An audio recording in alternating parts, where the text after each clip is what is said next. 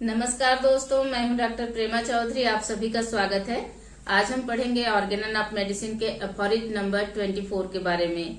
दोस्तों, एफोरिज्म 22 और 23 में हमने एलोपैथिक मोड ऑफ ट्रीटमेंट और एंटीपैथिक मोड ऑफ ट्रीटमेंट के बारे में डॉक्टर हैनीमन के विचार जो है उनके बारे में पढ़ा। और इस एफोरिज्म में डॉक्टर हैनीमन होम्योपैथी को लेकर क्या कहते हैं, आइए जानते हैं उन्हीं के शब्दों में। Aphorism 24, there remains therefore no other mode of employing medicines in diseases that promises to be of service besides the homeopathic। यानी इसलिए होम्योपैथी के अलावा बीमारियों में दवाइयों को नियोजित करने का कोई अन्य तरीका नहीं है, by means of which we seek for the totality of the symptoms of the case of disease a medicine which among all medicines, जिसके द्वारा हम बीमारियों के लिए लक्षणों की समग्रता के आधार पर यानी टोटलिटी ऑफ द सिम्टम्स के आधार पर सभी दवाइयों में से एक दवा का चुनाव करते हैं। यानी ऐसा सिर्फ होम्योपैथी में होता है कि इस तरह से हम मेडिसिन को, दवाई को रोगी में इम्प्लॉय करते हैं कि उसमें उसके जो लक्षणों की समग्रता है उसके आधार पर हम एक ऐसी दवा चुनते हैं जो उसके लक्षणों की समग्रता को अच्छी तरह से कवर करता है और सबसे ज्यादा सिमिलर होता है, जिसे हम सिमिलिमम कहते हैं। Whose pathogenetic effects are known from having been tested in healthy individuals. और उस दवाई का जो पैथोजेनेटिक इफेक्ट है यानी रोगजन्य जो प्रभाव है वह हम ऑलरेडी जान चुके होते हैं ड्रग प्रूविंग के दौरान, उसे स्वस्थ मनुष्यों में परीक्षण करके।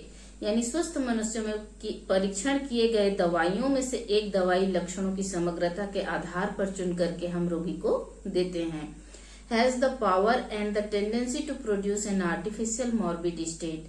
और उस दवा में वो शक्ति होती है, वो सामर्थ्य होता है कि वह एक कृत्रिम रोग जो है रोगी में उत्पन्न कर सकता है।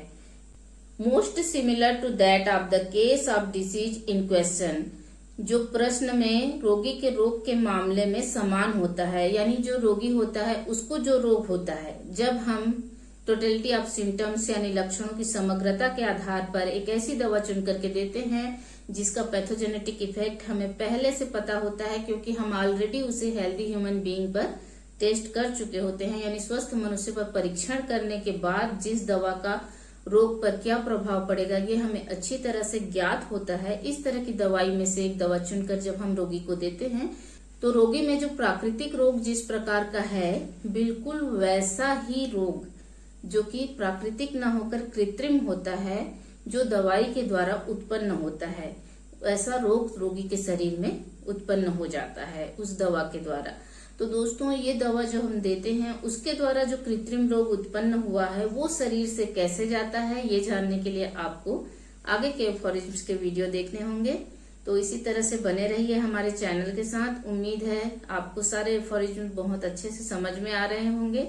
इसे बाकी के स्टूडेंट्स से भी शेयर कीजिए ताकि होम्योपैथी के जो लर्नर्स हैं वो ऑर्गेनन को अच्छी तरह से और आसानी से सरल भाषा में समझ सकें। वीडियो को ज्यादा से ज्यादा शेयर कीजिए। अगर आपको पसंद आई वीडियो तो लाइक का बटन दबाना बिल्कुल मत भूलिएगा। चैनल को सब्सक्राइब कर लें और साथ ही आपकी जो क्वेरीज हैं वो कमेंट बॉक्स में जरूर लिखें। मिलते हैं फिर अगले वीडियो में। धन्यवाद।